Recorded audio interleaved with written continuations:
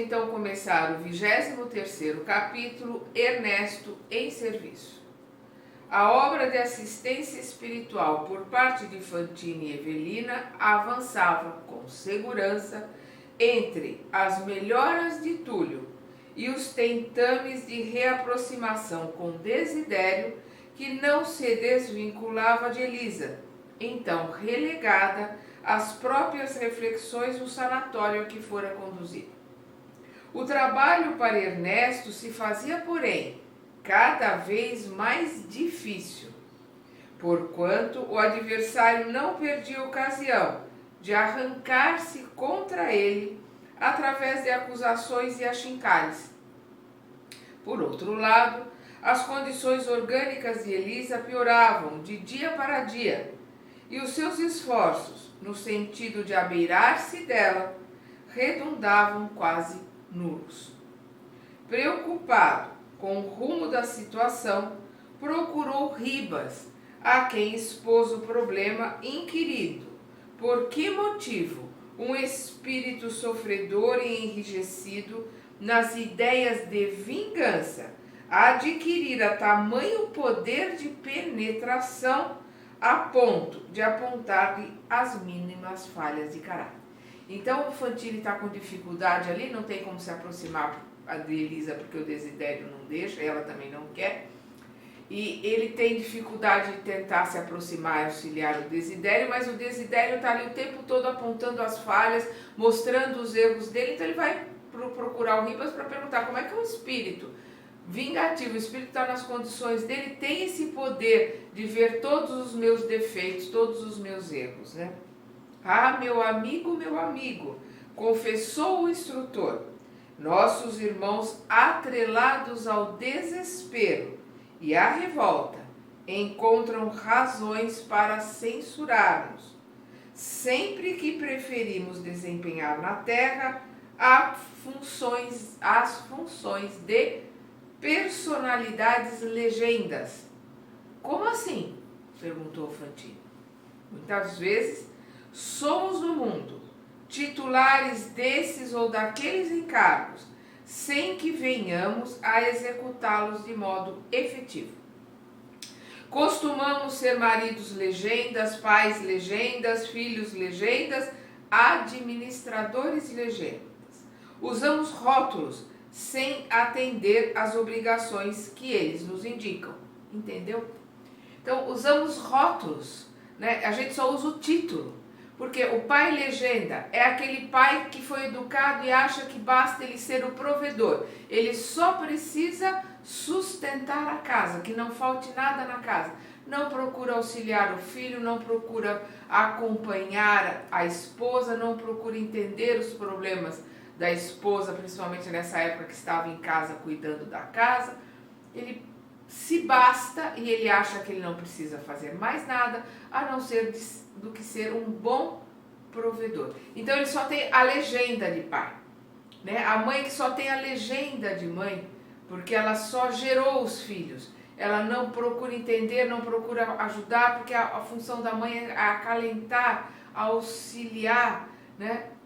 Trazer para o ninho aqueles espíritos às vezes rebeldes que precisam de auxílio para se modificar. Ele coloca aqui, entendeu?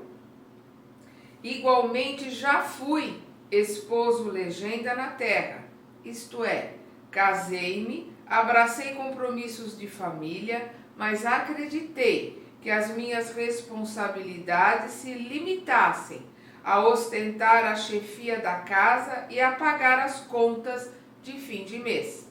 A rigor, jamais compartilhei as inquietações da companheira na educação íntima dos filhos, e que eu me lembre, nunca me sentei junto de qualquer deles para sondar-lhes as dificuldades e os sonhos, conquanto lhes exigisse conduta que me honrasse o nome. Assinalando a delicada objurgação, Fantine viu-se mais uma vez espicaçado pela própria consciência.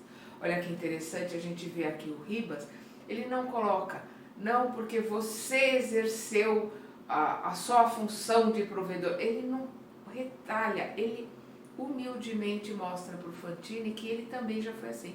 Ele também foi pai legenda. Foi aquele pai que só queria que os filhos lhe honrassem o nome, lhes dessem orgulho, fizessem aquilo que é certo, e ele, para ele, lhe bastava, já era o suficiente ser o provedor da casa. E o Fantini sentindo doer dentro dele, porque o Fantini também foi um pai legenda, também foi um bom provedor, mas nunca se aproximou da filha e se afastou a ponto de não conhecer as mínimas necessidades da esposa. E nunca soube dos sonhos, nem dos problemas que a filha enfrentava.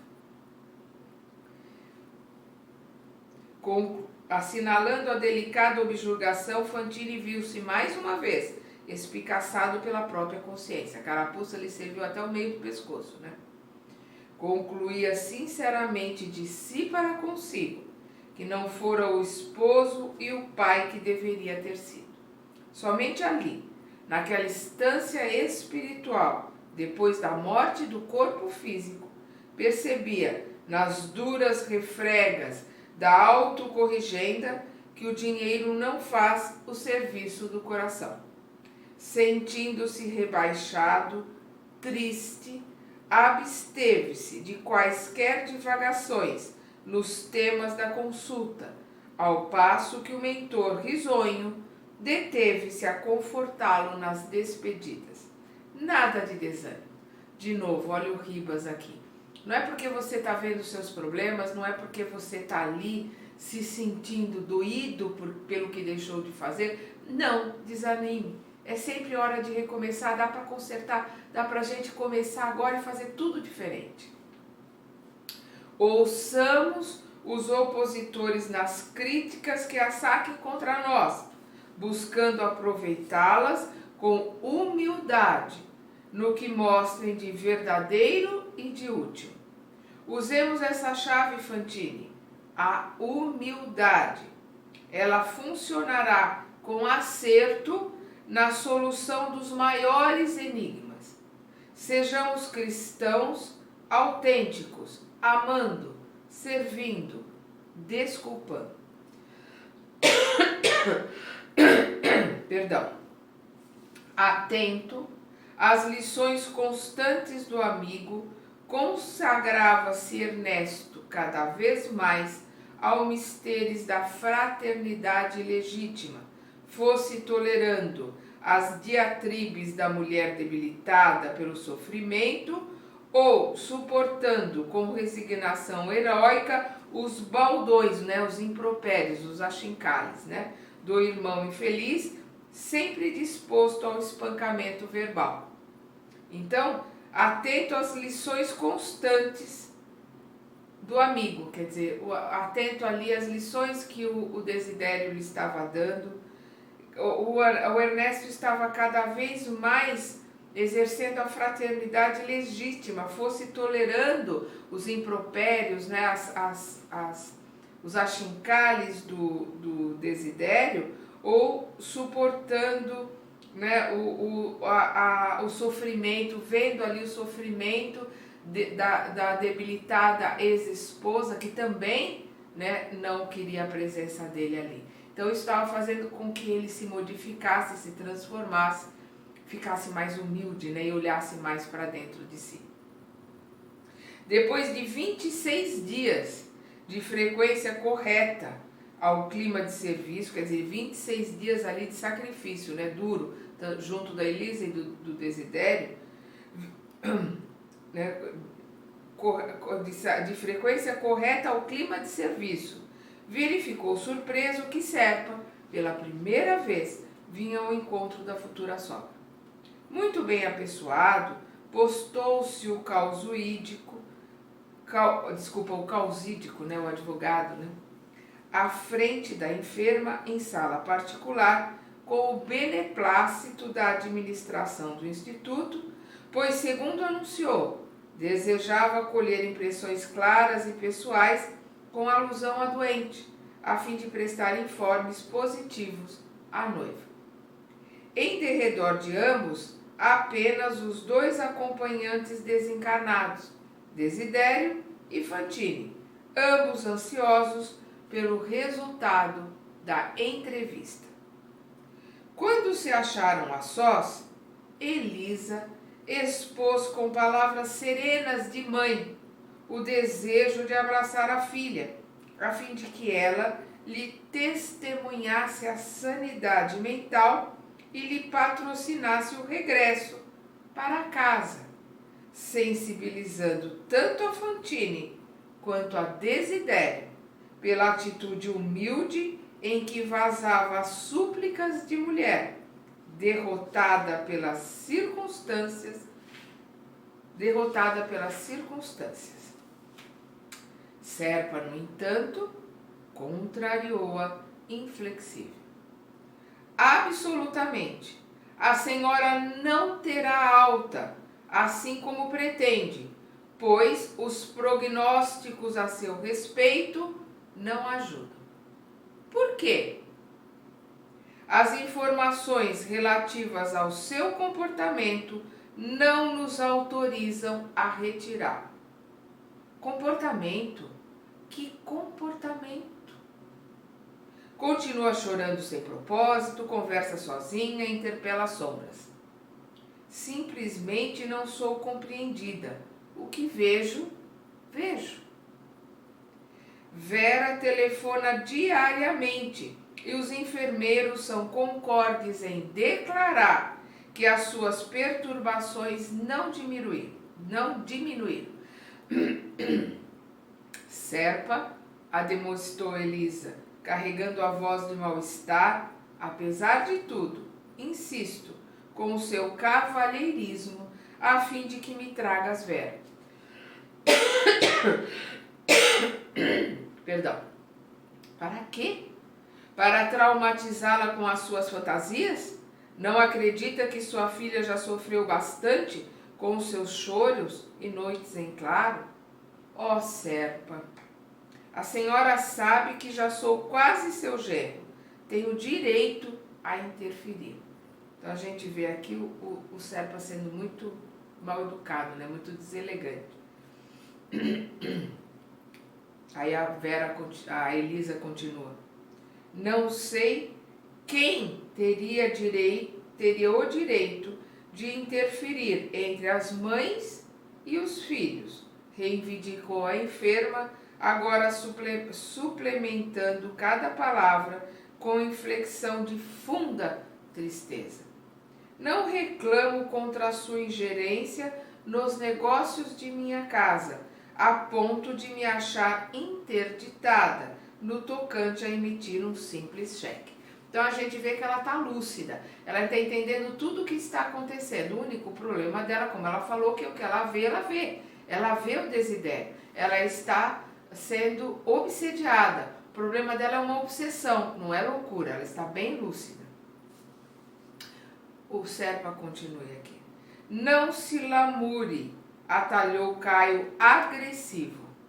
Aceitei o papel de seu procurador por exigência de sua filha. Tenho serviço que me baste e não disputaria a condição de seu empregado. Continua, vejam como ele está sendo rude, extremamente grosseiro, extremamente mal educado. Não lamento e conto com sua honestidade para proteger os interesses de minha filha. Quanto a mim, que quer dizer, né, colocou o Serpa. Quanto a mim, vocês dois não se afligirão por muito tempo, alguns palmos de terra. Por que fala nisso? Que há de mais? A morte é o fim de todos nós. E se a senhora se expressa dessa forma para comover-me, está muito enganado. Então ele está piorando cada vez mais ali na falta de educação. Oh meu Deus, só desejava ver minha filha.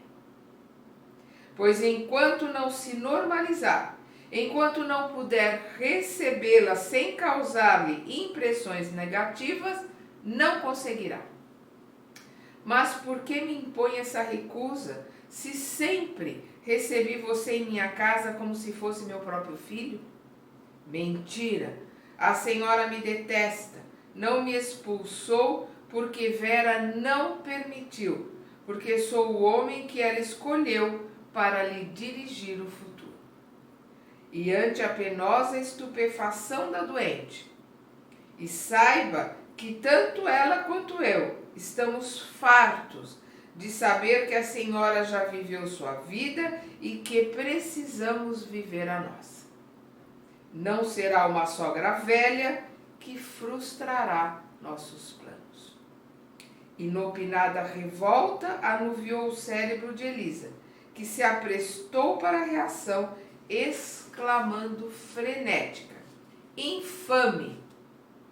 Surgida a indignação, Desidério, o desencarnado, que a rigor lhe controlava todas as faculdades, senhoreou-lhe a mente de forma espetacular e a crise se desencadeou, dominadora, terrível. Então a gente vê aqui, quando ela colocou a palavra infame, quer dizer, ela estava ali humilde, implorando que ela gostaria de ver a filha. Mas a hora que ela perdeu as estribeiras, né, e que ela baixou a vibração dela, o Desidério veio e se grudou, né? Ele se juntou energeticamente a ela e passou a dominar ali a mente dela, passar ele a falar por ela, né? Tem pessoas que acham que o espírito entra no corpo, isso não existe. O que acontece é uma influência muito grande por afinidade, né? Por vibração. O espírito comanda a mente, o obsessor comanda a mente do obsediado, fala através dele por causa deste comando, mas é um comando energético, de mente para mente. Elisa, possessa, investiu sobre o visitante, buscando asfixiar, a meio de impropérios que se lhe estranhavam na boca. Quer dizer, falando impropérios que não eram dela, quer dizer, o Desidério que está ali tentando enforcá-lo e falando palavrões, né? Falando impropérios. Serpa recuou sob indisfarçável espanto, dando lugar à paciente enfermeira que imobilizou a viúva ao mesmo tempo que, de outro lado, Ernesto, a pulso, impediu os movimentos desordenados do companheiro.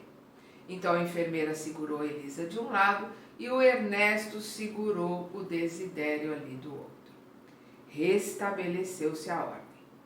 A moça de serviço reconduziu a doente para o quarto, apoiada no concurso de 2 auxiliares, e voltou para as escusas. Não se aflija, doutor. Foi uma crise como tantas. Isso passará. Compreendo, revidou Caio gentil.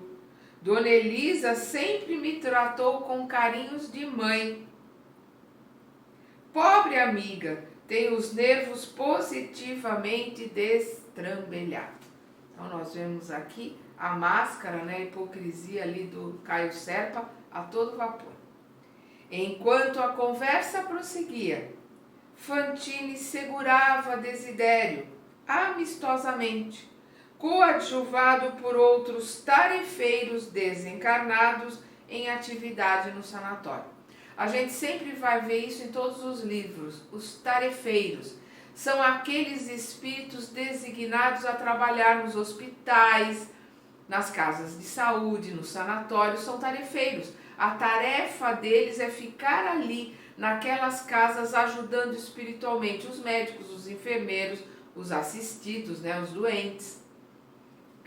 Um desses tarefeiros, né, solicitava prisão para o agitado agressor, ao passo que os demais informavam que desde a entrada de Elisa no estabelecimento, era ele um prestativo e pacato acompanhante da enferma, que encontrava nele um amparo e um amigo. Olha que interessante, um que estava querendo prendê-lo porque viu o que ele fez ali através da Elisa, e outros colocando que ele era pacífico, que ele estava ali amparando amorosamente junto a Elisa, dando amparo, dando assistência para ela. Ouvindo alusões a encarceramento provável, o pai de Evelina percebeu que se achava diante da possibilidade de perder-se da criatura querida e acerenou-se. Então a gente vê que o Fantini ali ficou preocupado, né, do Desidério ser encarcerado e ele não poder continuar o trabalho dele, não poder ali ajudar o Desidério. Valeu-se Ernesto da circunstância e o apresentou como sendo para ele um irmão caríssimo, no intuito de sossegar as sentinelas, acentuando que o pobre se desmandara ligeiramente à vista de certas provações de família. Entretanto ele, Fantini, estava ali justamente a fim de ajudá-lo a se desvencilhar de quaisquer lembranças destrutivas. Dispersaram-se os guardas. Depois disso, Ernesto convidou o rival a segui-lo, no que foi atendido, sentando-se ambos em espaçoso banco de jardim próximo. Desidério chorava, colérico, impedido que se vira de surrar o advogado como desejava. Você viu que crápula? Explodiu encarando Fantini com expressão menos cruel. Não sei por que ainda não aniquilei esse pulha de Serpa. Primeiro assassinou um colega, o advogado Túlio Mancini. Depois matou minha filha aos poucos e agora quer arrasar Elisa após furtá-la descaradamente. O amigo fitou com bondade e ajuntou: Desidério, perdoe-nos por todo o mal que já lhe fizemos e escute-me, acalme-se por amor de Deus. Então nós vemos aqui que o Fantini, o Desidério está ali tendo um ataque, né, a raiva, o ódio dele pelo Serpa, mas o Fantini está ali transformado, está ali como irmão, ele não está ali como ex-assassino, né, porque ele tentou assassinar o Desidério, nem como marido traído porque ele era o marido da Elisa, não. Ele está ali como um irmão que quer o melhor para Elisa, que quer o melhor para o Desidério. Ele está ali como um espírito amigo que quer ajudar o Desidério. Então ele pede: perdoe-nos por todo o mal que já lhe fizemos e escute-me, acalme-se por amor de Deus. Então ele está colocando para ele: perdoe-nos, quer dizer, perdoe ao Serpa e a mim, né? Perdoe a ele, Fantini, e ao Serpa. Então ele está colocando: pelo amor de Deus, nos perdoe por todo o mal que nós te fizemos. Não lhe peço isso por nós, mas por Elisa.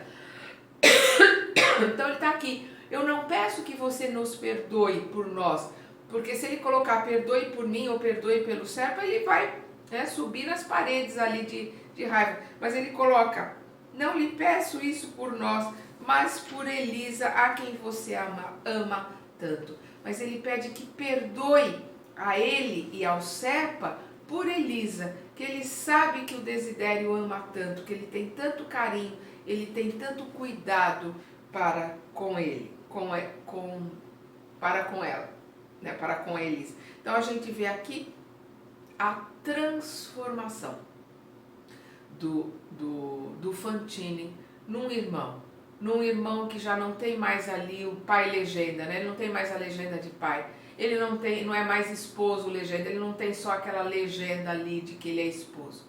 Ele se afastou de tudo isso e ele é um irmão querendo ajudar outros dois irmãos, a Elisa e o Desidério. Vamos continuar então na segunda parte deste capítulo.